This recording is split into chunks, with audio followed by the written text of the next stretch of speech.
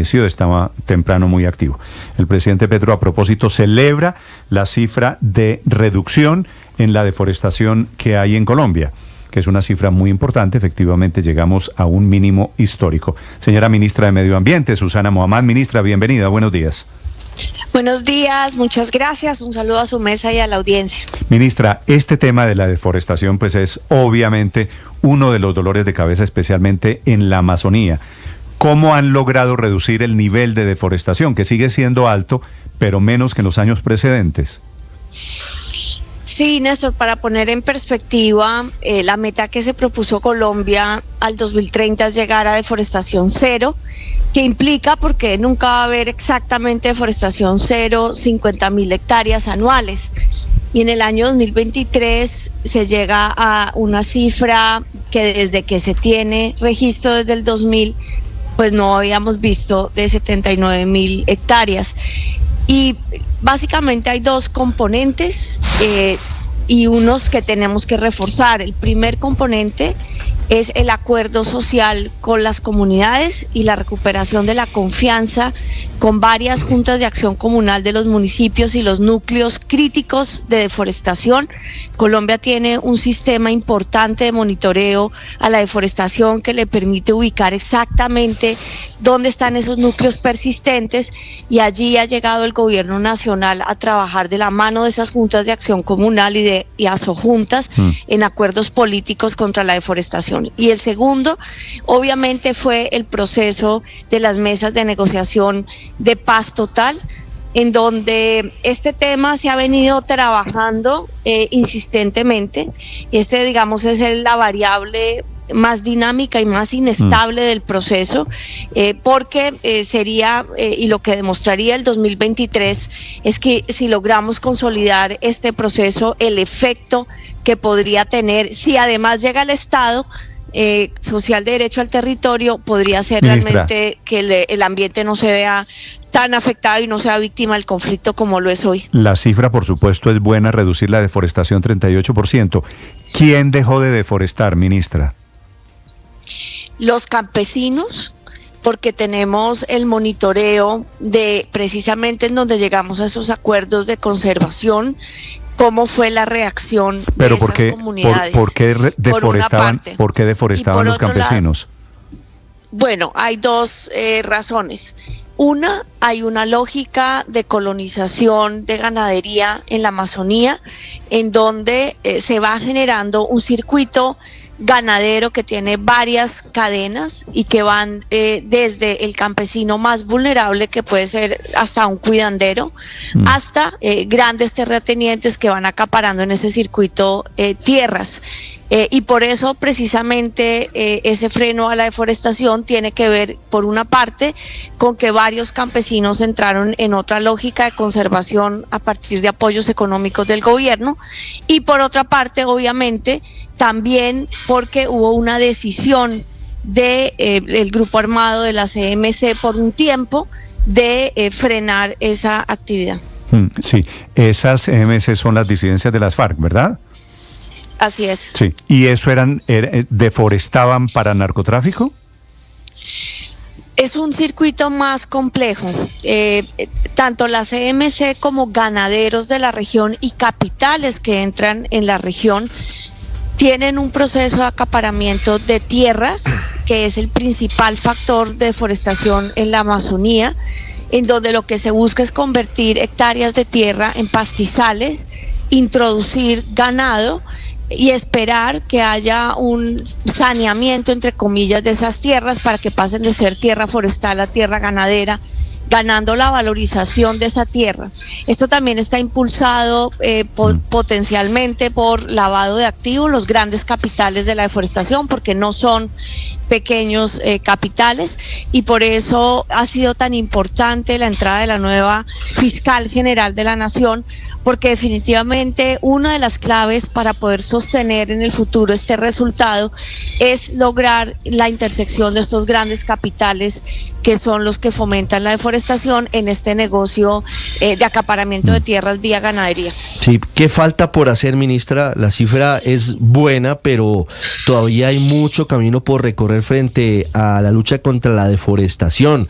y todavía está latente el conflicto, todavía están vigentes los disidentes, siguen extorsionando y cometiendo delitos, y no hay garantías de que en algún momento no vuelvan a lo mismo que han ocurrido, y es a correr la frontera en la Amazonia.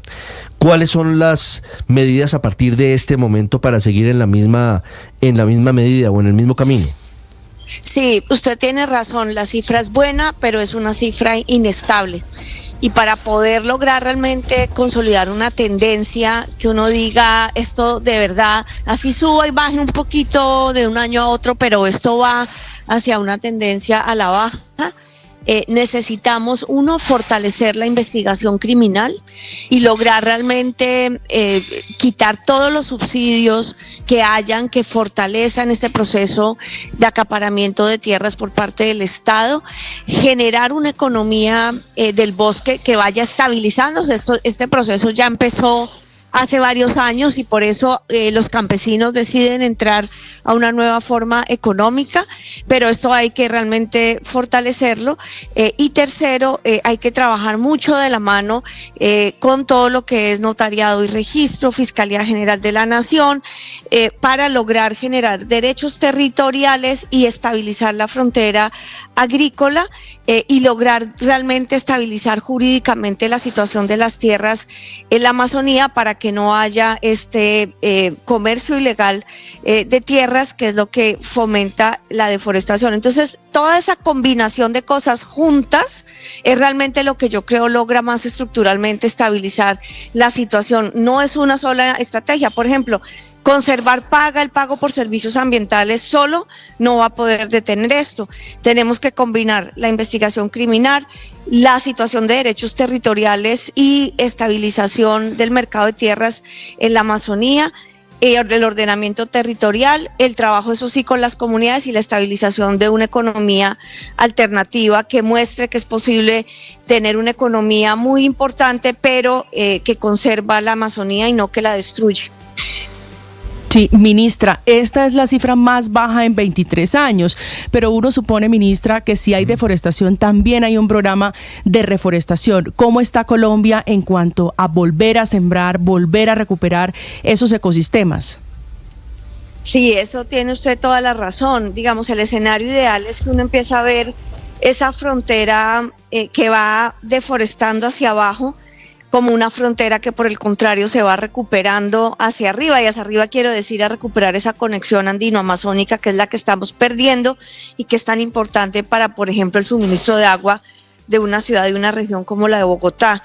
Entonces, realmente estamos en un trabajo del Programa Nacional de Restauración Ecológica que busca en este gobierno dejar en proceso de restauración 750.000 hectáreas, y en la Amazonía, con los recursos que el presidente Petro ha destinado, ya iniciamos con ese programa de restauración ecológica. Vamos a entrar próximamente con el Banco Agrario a hacer créditos no para ganadería, sino créditos para restauración productiva. Además, el Instituto Sinchi tiene unos paquetes tecnológicos muy interesantes de restauración ecológica productiva de esos frutos amazónicos que se pueden trabajar con las comunidades. Entonces, hay un programa de restauración andando. Lo que necesitamos, y mire, le digo, ahí es donde creo que hay que dejar un legado importante, es la capacidad territorial de acompañar a las comunidades, y por eso al Instituto Sinchi le estamos generando varios recursos para que podamos generar el servicio de extensión forestal y de la biodiversidad hacia los núcleos de desarrollo forestal de la Amazonía. Muy bien, es la ministra de Medio Ambiente, Susana Mohammad. Ministra, ya que la tengo en la línea, le tengo que preguntar, por supuesto, de cómo va la COP16. Estamos a 3 meses, la COP es en octubre, estamos ya en julio, ministra. ¿Qué novedades hay? ¿Todo bien? Bueno, vamos a toda marcha. Los contratos están en este momento en licitación. La agenda en la semana del 16 de julio. ¿Contratos de qué, ministra? Perdóneme. Pues los contratos de logística, los contratos, son 4 contratos principales para tener toda la base de la COP lista. Están en cronograma, están andando los procesos contractuales, obviamente en procesos competitivos que están generándose a través del Fondo para la Vida. Entonces los procesos contractuales van bien. La agenda en la semana del 16 de julio esperamos ya publicar la agenda oficial y el trabajo se está haciendo, la seguridad en proceso de monitoreo permanente y con un plan aprobado por Naciones Unidas. Entonces, claro, vamos a toda marcha porque ese fue el reto, tomar una COP y organizarla en 7 meses cuando normalmente uno se demora 2 años, pero en este momento pues las cosas van en cronograma. Y bueno, Ministra, y trabajando fuertemente. El presidente Petro me parece que la chivió un poquito, dijo que estaban trabajando en una declaración conjunta, una declaración de los muchos países que vienen a la Copa Cali para el tema de canjear deuda por bonos de cambio climático. Bueno, es la propuesta que Colombia ha venido trabajando desde hace varios meses. Tenemos un panel de expertos que se comisionó en conjunto con Francia, Alemania y Kenia para que se haga una visión de cómo sería un acuerdo multilateral que reduzca la deuda para que se pueda abrir, en vez de estar pagando un porcentaje de la deuda cada año, ese porcentaje de la deuda se pueda invertir en acción climática a través de un acuerdo multilateral en donde estén los bancos multilaterales, el Fondo Monetario Internacional. El mundo y varios países han todavía propuesto varios esquemas y todos estos se están evaluando en este panel. Será un tema de discusión en el día financiero de la COP16 que estamos organizando. Pero ministra, ¿hay alguna pista? Es decir, nosotros lo proponemos como deudores, alguna pista de que los países que nos prestaron la plata o esas fuentes internacionales de financiación van a aceptar el canje de deuda por compromisos con el clima? Sí, ya en este momento se hacen canjes de deuda por acción climática y naturaleza, pero estos se hacen, digamos, a una escala muy pequeña. No van a resolver un problema de financiamiento. ¿Cuál es el planteamiento de Colombia?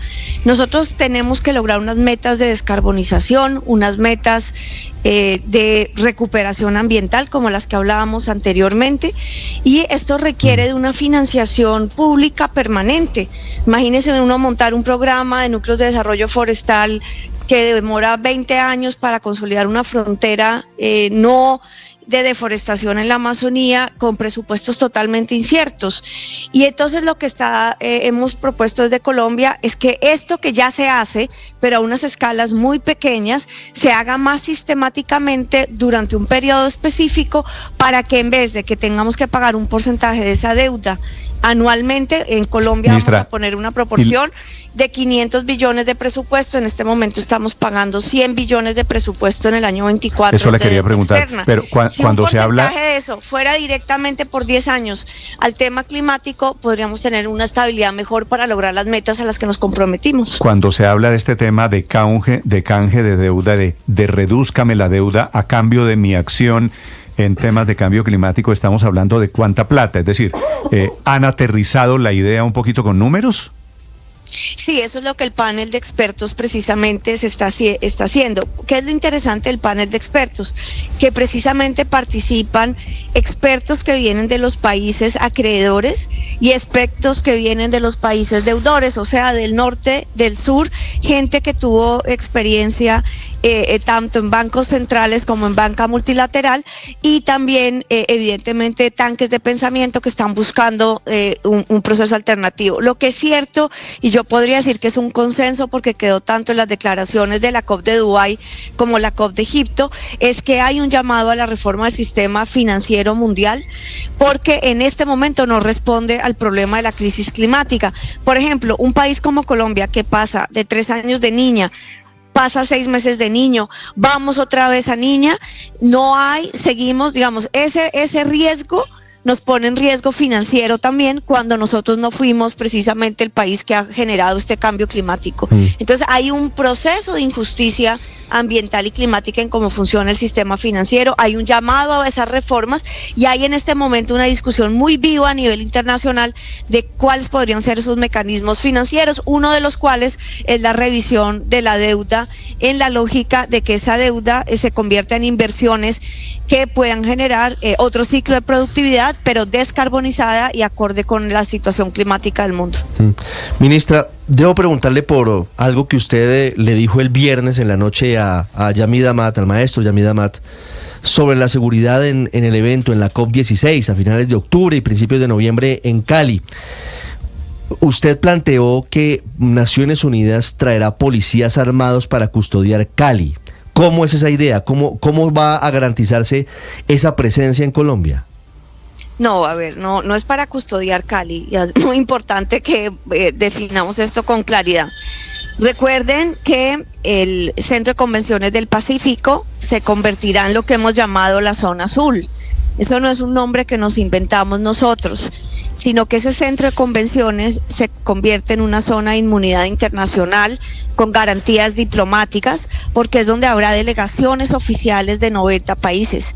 En ese centro de convenciones se iza la bandera de Naciones Unidas y Naciones Unidas toma el control de la seguridad del centro de convenciones, en efecto, con policía de Naciones Unidas. Este es un protocolo internacional para garantizar que cualquier país puede enviar su delegación oficial. Es igual cuando hemos viajado nosotros como delegaciones colombianas a otras COPs, también entramos a la zona azul como una delegación que tiene todas las garantías diplomáticas para poder trabajar en un proceso de negociación internacional. Es entre comillas, para hacer una metáfora, como si trasladáramos Naciones Unidas a Cali, en ese centro de convenciones. Ahora, la seguridad más amplia de la ciudad, etcétera, es obviamente responsabilidad del Estado colombiano y como sede anfitriona de garantizar la seguridad de todos los participantes. Y en ese proceso hay una coordinación de un plan de seguridad muy cerrado